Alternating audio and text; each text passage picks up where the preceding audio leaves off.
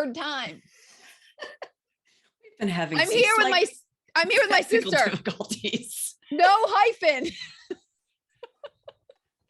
I'll do it right. We should keep it. This is adorable. I'm here with my sister. Yes, hyphen.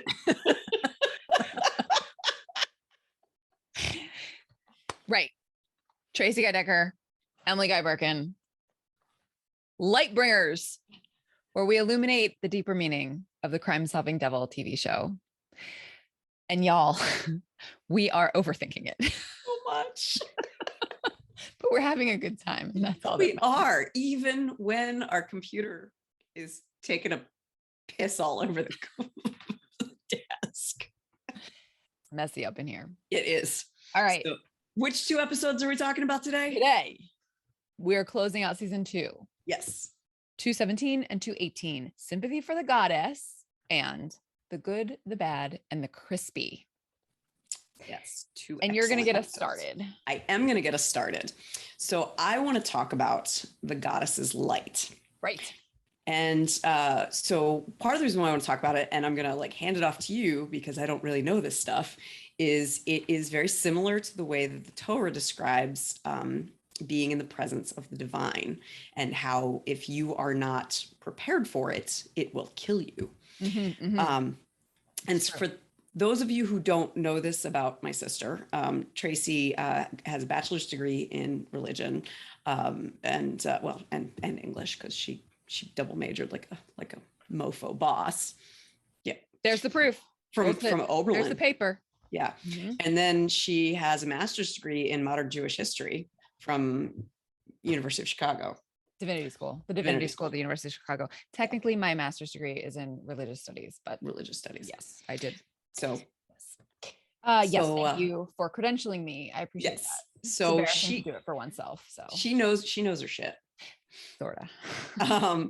More than I do, because I kind of just glean this stuff from what she talks to me about and then put it through the filter of pop culture. So Tracie will talk to me about it and be like, oh, so the end of Raiders of the Lost Ark was actually kind of, based on something. Based on Torah.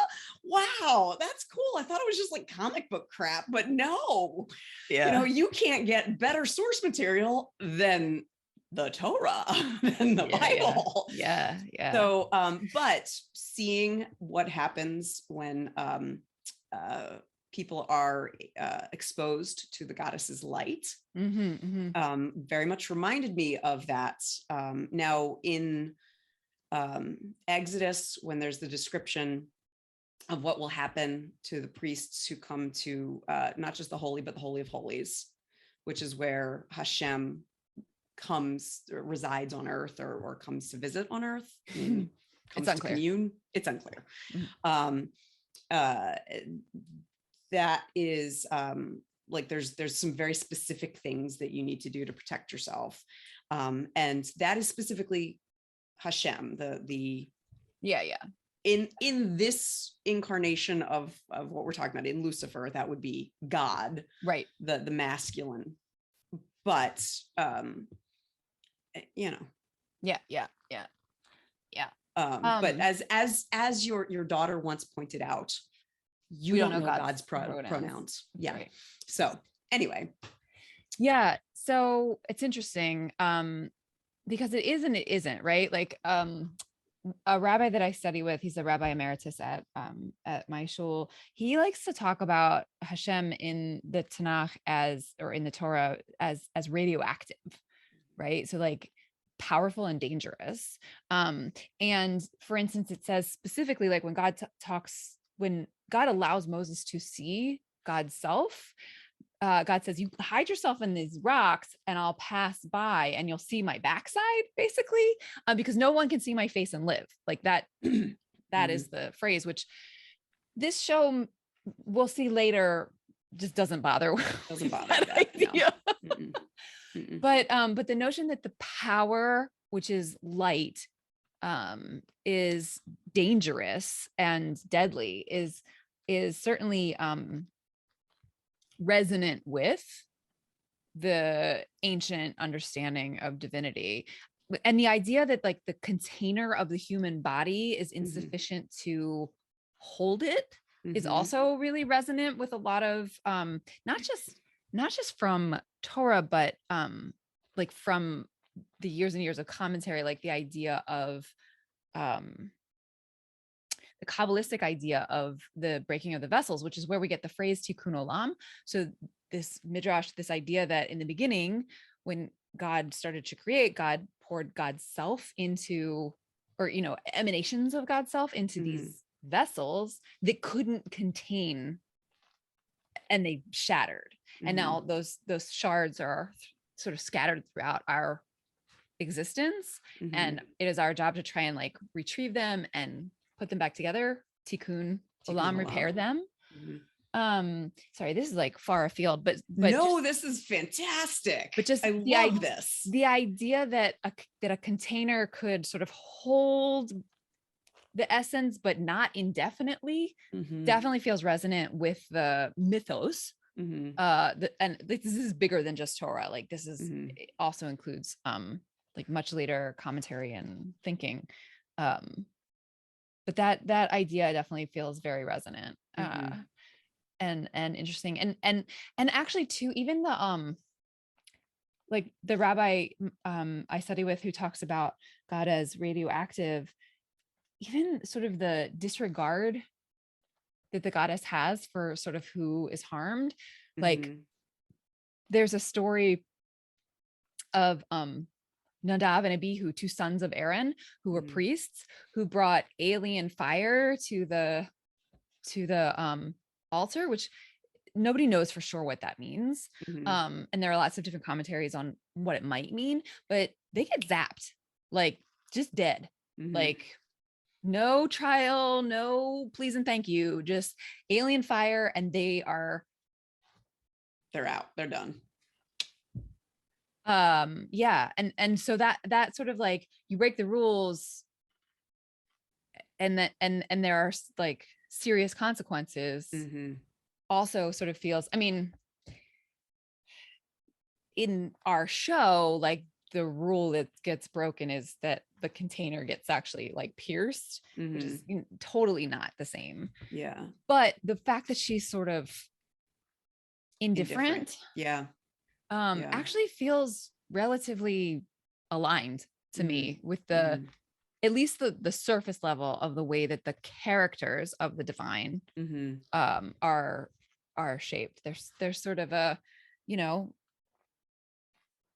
this is how it is, you know, like there's you know, it nothing also personal. It fits you know, it fits with a lot of different kind of not faith backgrounds, but like philosophy. So we talked a little bit before about how she's the goddess of creation, but that also means she's the goddess of destruction, because they're two sides of the same coin. And the sense of like Mother Nature, in that Mother Nature is a creative force, but also an extremely destructive force, and does not care who is in her path. So when there's, you know, just thinking about things like, you know, we're having climate change and like these huge storms that are once a century are happening every year. That is like coming from the same earth that created so much life and created the place, the room for us to be able to have such abundant life and diversity of life. And similarly, the vessel that we're like as human beings, and this is not a completely thought out thought, but that as human beings we're getting out of balance, and so it's like nature is reclaiming balance with a lot of the ways that climate change is.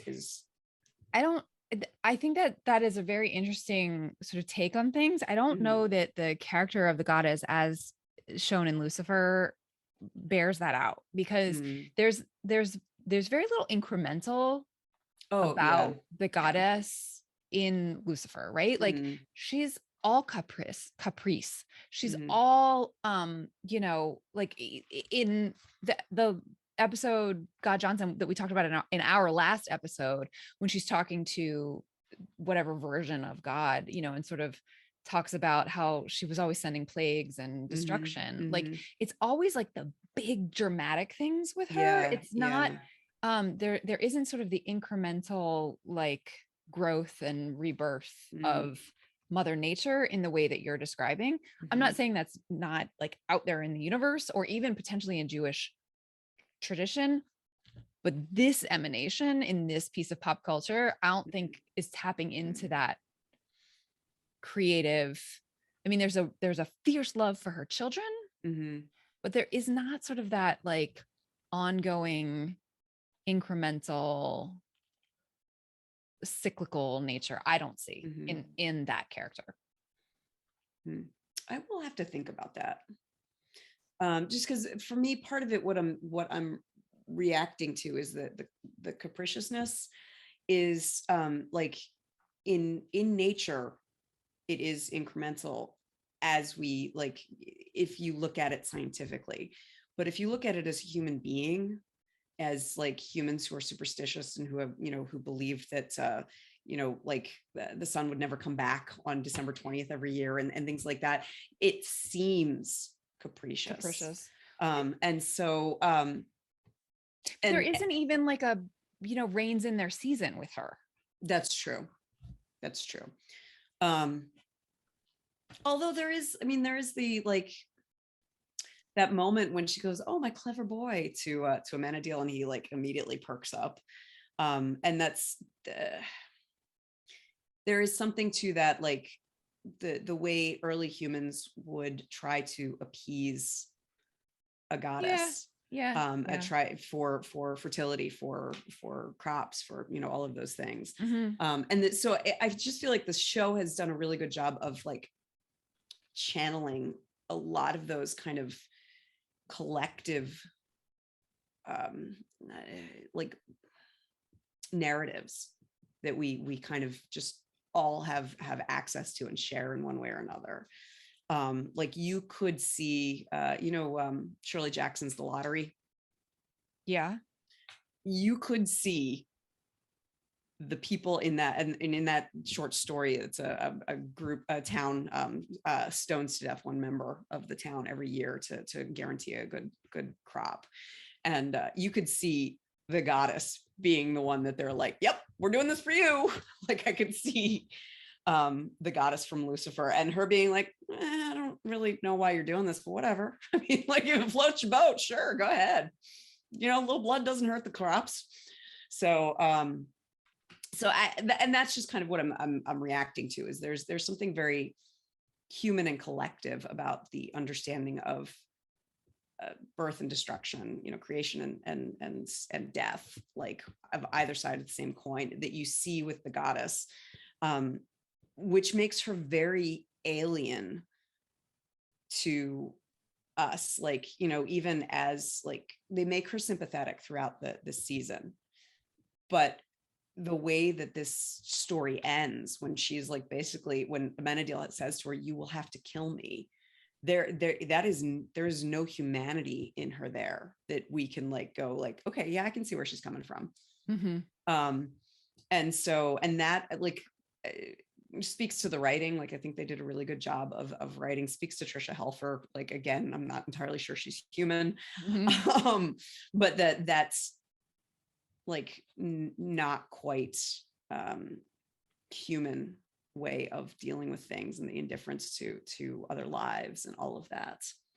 So let's talk about things that are human. Mm-hmm. The Amenadiel being sure that Lucifer is the favorite son, Mm-hmm. and then realizing that he has the piece, that the Mm-hmm. Sumerian text indicates that he's Which the would not favorite have been son. bound like that.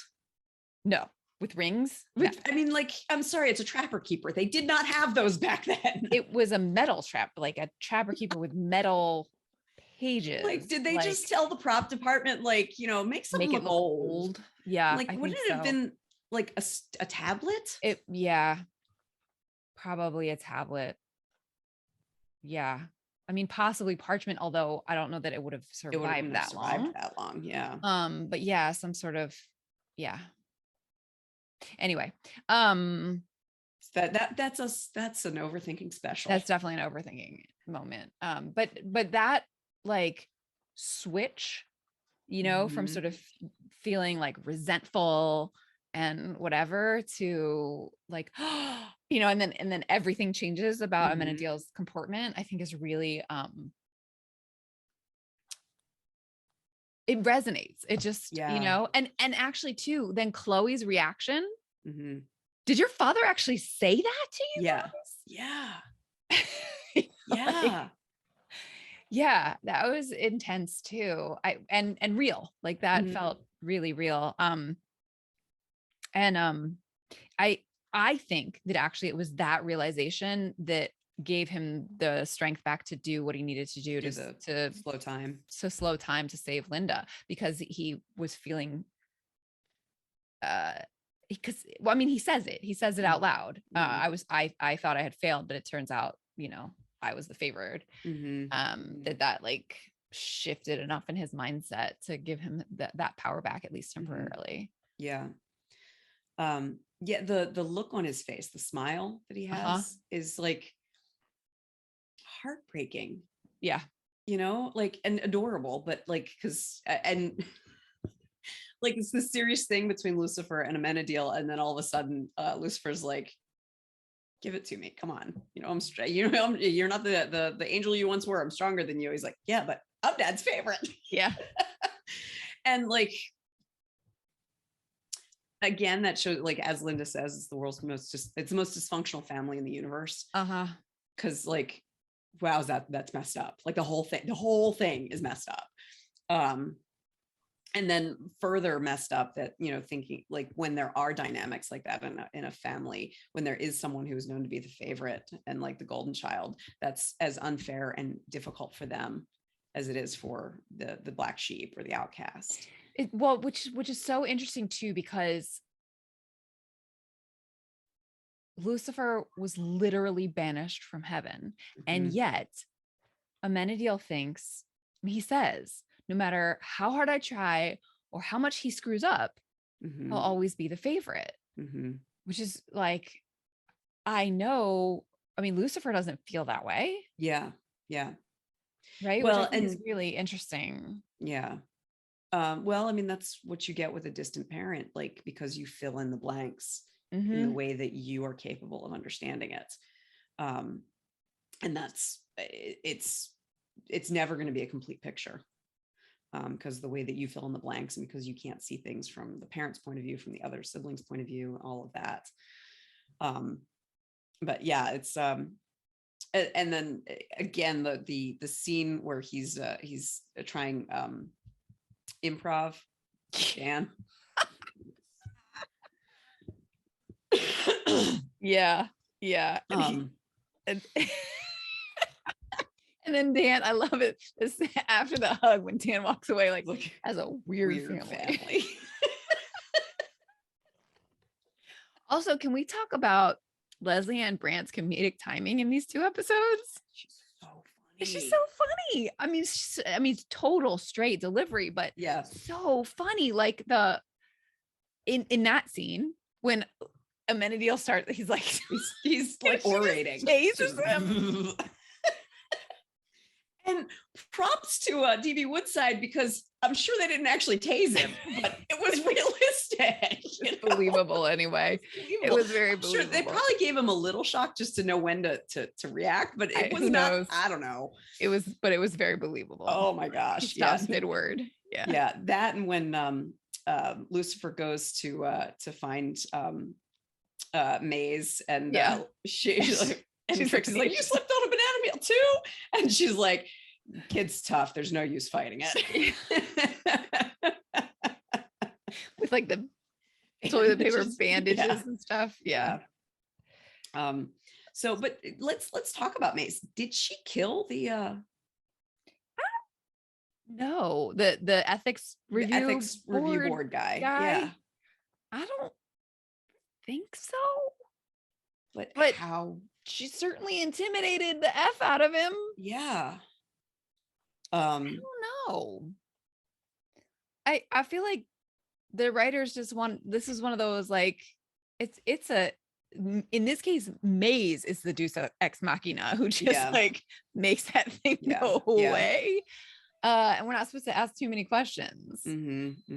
Yeah. I don't know. Yeah.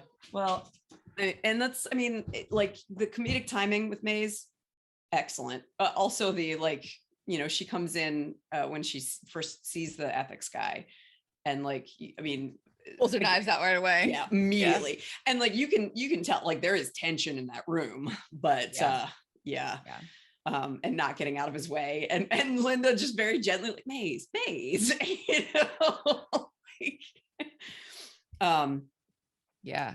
I appreciate that. But the Maze storyline where she and Lucifer get into that big fight is so heartbreaking. Like, you know, like, and it's not just that he's done it this time, it's that he does it over and over and over again. And it doesn't even occur to him that she has feelings. Yeah. And like, it makes it harder to like Lucifer. You're like, this is your most, like, your closest companion, your best friend, the person that you have known the longest in the world. I mean, who has your back? Yeah, who left her home for you? Yeah, and you don't even think about how things are going to affect. He doesn't even think of her as a person. Yeah. And that's really gross. It's really gross of him. Because even, you know, Chloe doesn't understand Maze, but she sees her. You know, Linda understands Maze better because she knows what she is and sees her. Amenadiel, like, kind of flickers in and out, but he can see her. Like, he saw her anguish at Linda's you know, dying, and it was more about Maze's anguish, not that he didn't care about Linda, but, you know, like, yeah, I think you're right. I think Amenadiel did that for Maze as much as for Linda. Yeah. And that's like the one person who you feel closest to just doesn't care, and then, you know, these other people who are a little bit more peripheral in your life, see you. That's a bitter pill. That's a bitter pill. Yeah. So it's like, it's understandable.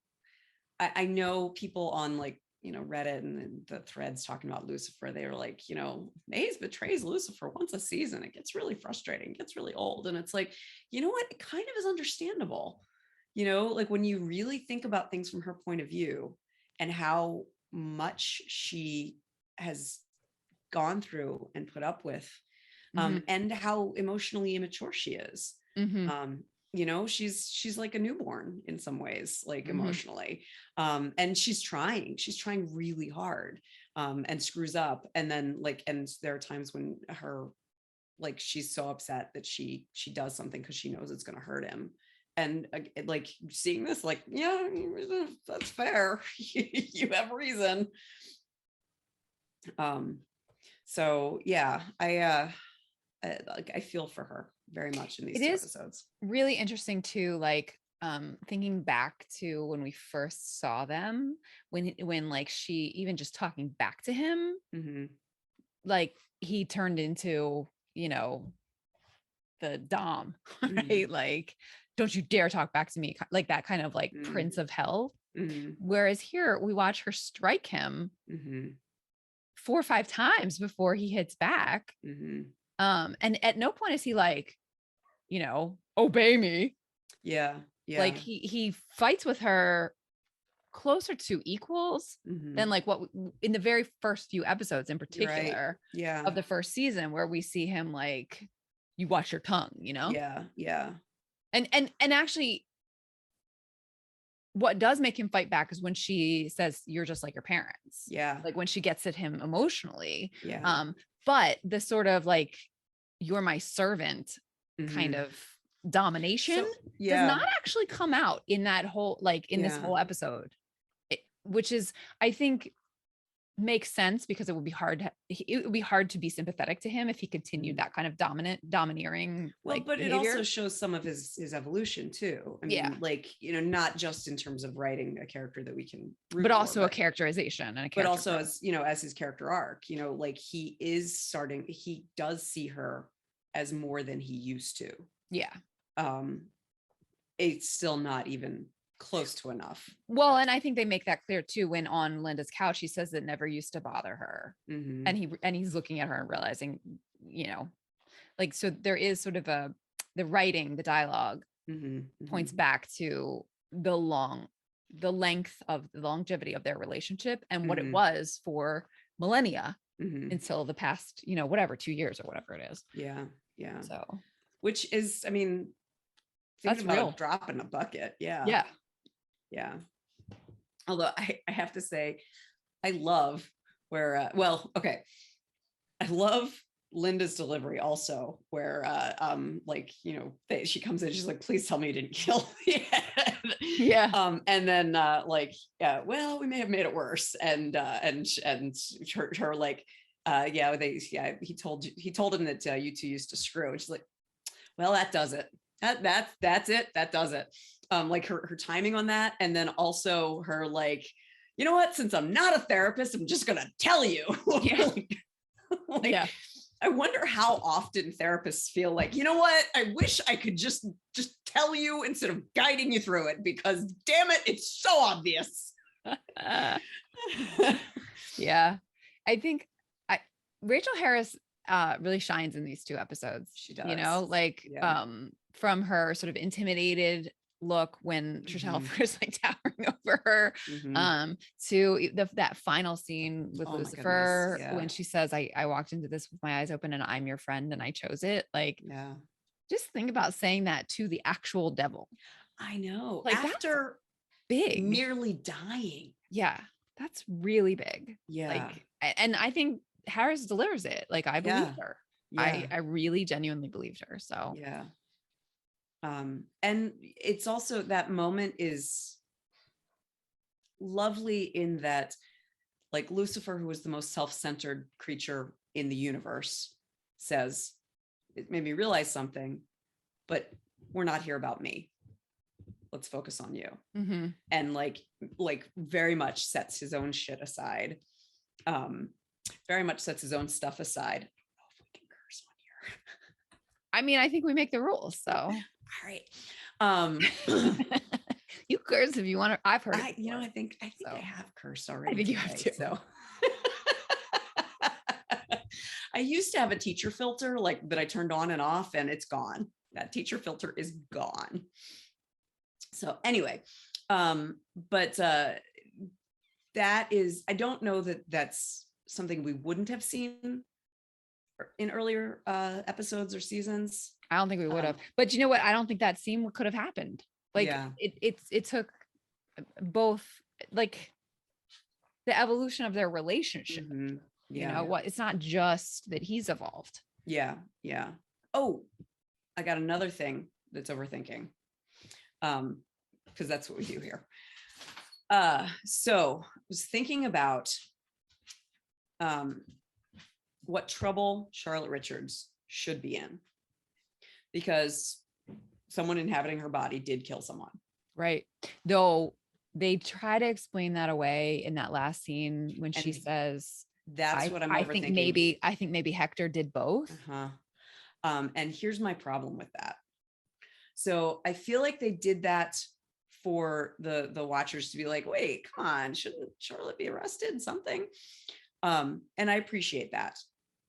But it looks like corruption, because presumably Hector is now dead. Like, we don't see him again. Right. But he got shot. Sure got shot. Yeah.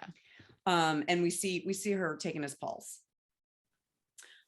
Charlotte Richards is still alive, and clearly something has happened. She doesn't know what's going on.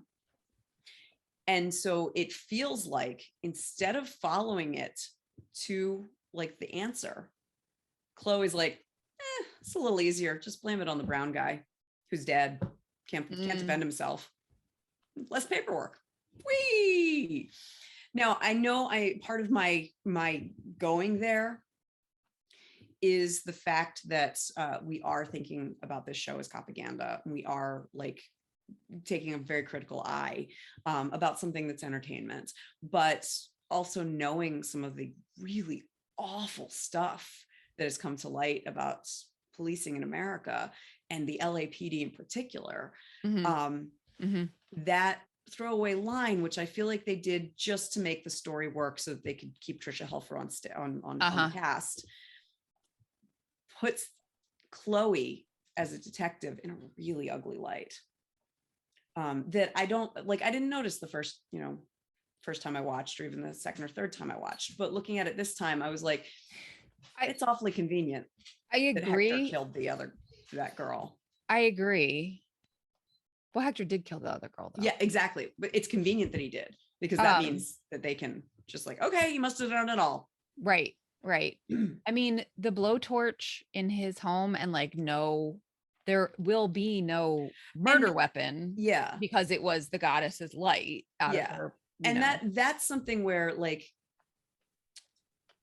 if they had at the beginning of season 3 started with what's going to happen to Charlotte Richards, and there's been a little bit of time where like there's no evidence of a murder weapon, there's no anything, there's no nothing. It's the fact that it's moments after Hector's death and again, this is just because of the timing. It's a 44-minute show. They like snappy, like they don't know if they're going to get a third season because every season's up in the air.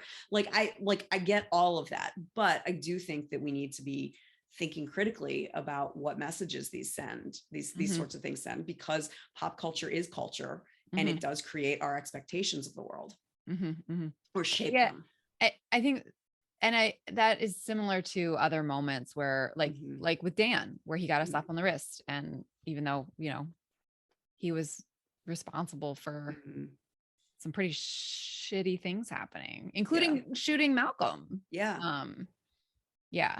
So, and like, he just gets a slap on the wrist and a demotion. And then we're supposed to be like, oh, okay, it's okay. Okay, we're good now. Yeah. And that's part of the suspension of disbelief in watching a television show. In watching a television show. And some of it is the sort of thing where, like, I think that the writing team for the 6th season would not have made the decision. I agree. Let me just say that. I completely agree. Yep. I think but the way they evolve in the 6th season.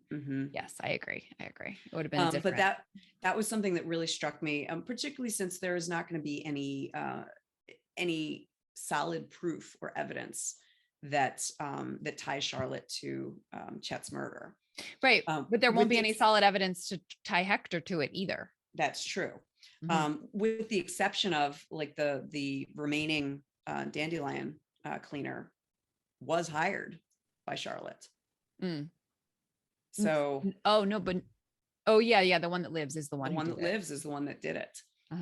And so so like that's a loose end, and she's afraid and doesn't want to say anything. She thinks it's a warning, and all understandable. But at some point, a few years down the road, she might say, like, I need to talk about this. I need to be clear about this. Like, she lost her business partner, best friend, or sister. I mean, like, so yeah. And that, again, like, some of this you just go with because it's a TV show, but these are the sorts of things that I want to see. And I think that it's important that we see like show creators, writers, artists grappling with, rather than just hand waving stuff that we've hand waved for always, like actually taking the time to engage with it in a way, even when it's just a popcorn TV show. Yeah. Do you think that when they were on the beach, was Lucifer gonna kill the goddess before he had the like light bulb to like send her to her own realm to start over? Like, this ends now, like I was under we were certainly meant to think that that's what was. Yeah. or she So, thought maybe that that's what was yeah. happening. I was under the impression he had decided that already, that he was going to create a dimension for her. Like when Chloe's the one who says you can't go Can't go backwards. backward, right? And I feel like, But it seemed like that was dawning on him as he says you can't go backward. He's like, oh right, you can't go, you know, like yeah, like at least the way I read yeah, Ellis's delivery was that the plan hatched Mhm. while he was Right talking. there. Yeah. The only thing, well, because he does say like, wow, it really does cut through the world, Yeah. which it could have been like, all right, I'm going to do it right now. Oh, wow, it really worked. Or it could have been like, you know, I've been like, maybe I could do something like this, but is it going to work? Oh, it did, you know, where he thought about it a little bit ahead of time.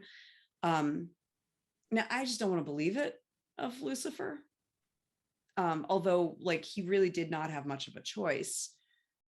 Like he found, you know, see none of the above Right. as an option. Right. He created it. Yeah. Which, you know, I think actually, again, like with the way that the show talks about angelic powers, like I Mhm. think that he made that happen. He willed that Mhm. slit in the universe Mhm. to happen. The world as vagina. much as right as the universe vagina. as much as the sword. I mean, yeah. I think it was as much his will as it was Mhm. the actual Mhm. sword, because Yeah. I'm sorry, like Wee! there has to be a little something else. Anyway, yeah. Okay. We have really gone in deep. No, overthink it so much. I want to fluff it up a little bit. Oh yeah, let's do some fluff. I want to actually come back to one of the fluff that we in the very beginning that we talked about there, the scene where he's in the Corvette talking to Amenadiel, like desperate, like she has Chloe. There's this scene, it's like 3/4 view, and he has this like a frizzy, frizzy lock like right over his forehead. And it's one of those moments where I'm like, oh, he has curly hair. Ellis has curly hair. Lucifer does not.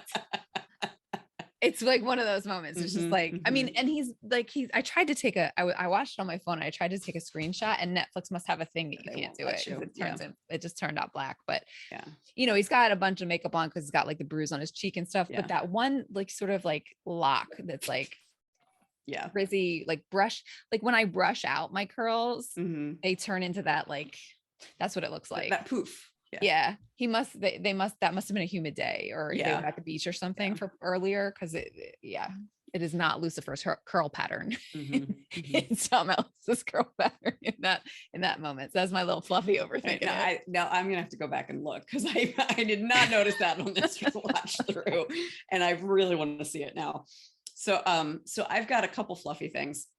All right. I love, this is not exactly fluffy. I love Chloe being competent at her job. And so like, for one thing, when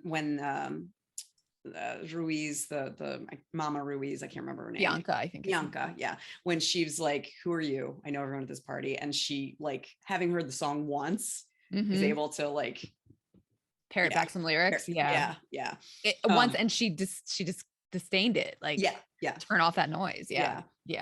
And so like that, like I love those moments, because you're like, oh no, what is she gonna do? And like the first time I watched it, I was like, I have no idea how she's gonna get out of this. And I'm like, that's actually amazing. And then you actually see Charlotte, like, oh, is she gonna like blow our cover? Not Charlotte, but the goddess in Charlotte's body.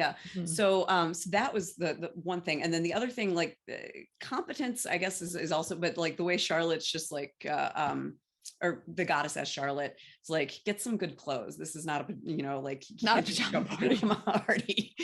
And like when she's a tired looking blonde, wearing what looks like she plucked off the floor.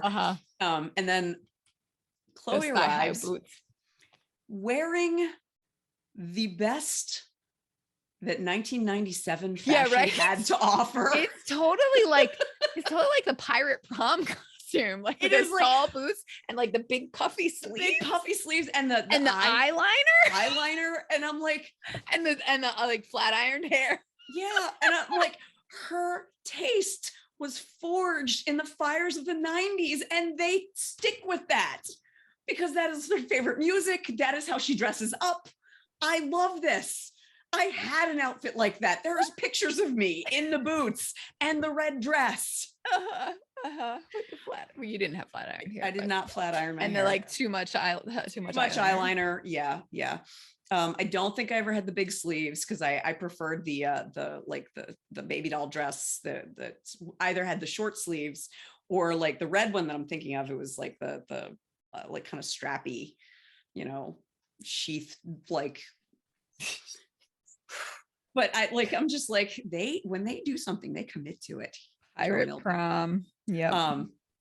So I love that. And then when she's like, let's get this pajama party started. And it's just like, she showed up dressed to the nines her way still, she's still herself, that's kind of cool.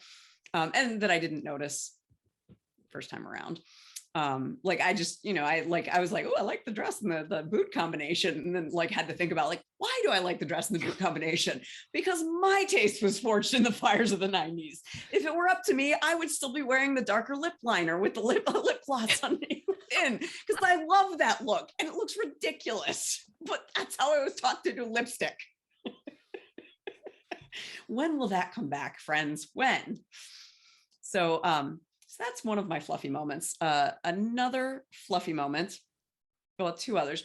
So Amenadiel, when he's doing that very earnest moment in the improv, with the light behind him, and for one thing, he is lit beautifully. Yeah. Oh, you look delicious. But it looks like an angel. Yeah, but the eyeliner on that, because his eyes just pop. And it's just like, you can tell me anything I'm gonna do. You're not gonna kick him out of your bed for eating matzah. Oh my goodness, no. Eat all the matzah he wants. He can smash the afikoman in my bed. I will not care. If you don't know, we're recording this during Passover. Oh boy. Okay. Last fluff. Yeah, okay. One more. Let's hear it. So we were a little behind getting started today because I had to watch the 2 episodes, to prepare for it. And I was a little behind. And even though I was running late, that final scene where Lucifer wakes up only wearing pants in the desert and they pan up his body, I had to watch it more than once, even though I was running behind and I was going to make my poor sister wait. I was like, she will understand. This is important work. Oh man. It's just a beautiful, beautiful man. Oh, I do not disagree. All right. I eat matzah in my bed too. You heard it here first, people. Self-worth comes from within, bitches. Comes from within, bitches. Actually, and those morning star boys can eat matzah in anybody's bed. I actually told my therapist that today. I love that. I heard this on a TV show, Doc. Self-worth comes from within, bitches. I feel like that. I mean, I need that tattooed on a wrist to remind myself, It's actually a little embarrassing how frequently I talk about Lucifer in my therapy session. So I've been on this book tour and I've been talking about Lucifer quite a bit, to the point where on the last day, Joe's driving me to the airport and I said something about Lucifer. And he's like, do you like the show Lucifer? Because I've never heard you talk about it. I was like, yeah, no, I'm not a fan. Oh, Dad. Whew. All right. So I would love to know if this gets your therapist to watch Lucifer. I haven't asked because okay. So I would actually love to see. So there was this really cool YouTube video of a therapist reacting to Encanto, which I ate up with a spoon, because it was really, really cool about these are, common issues in dysfunctional families and characters that you end up becoming. And I would love to hear a therapist respond to how Lucifer handles mental illness and its metaphors for mental illness and things like that. So maybe if I can get a friend who's a therapist, I know one or two, like, can you watch this? And then like comment on it, somewhere. All right. The gauntlet has been thrown, people. Yes. Any therapists among our Put it in the 11 comments. subscribers? We love you all. And we really are so appreciative. Like when we posted and we're like, we got subscribers, we're like, what the hell? This is amazing. Yeah, we love you both. We'll take you out to brunch if you ever come to either of our cities. All right. That's enough for one day. That's enough.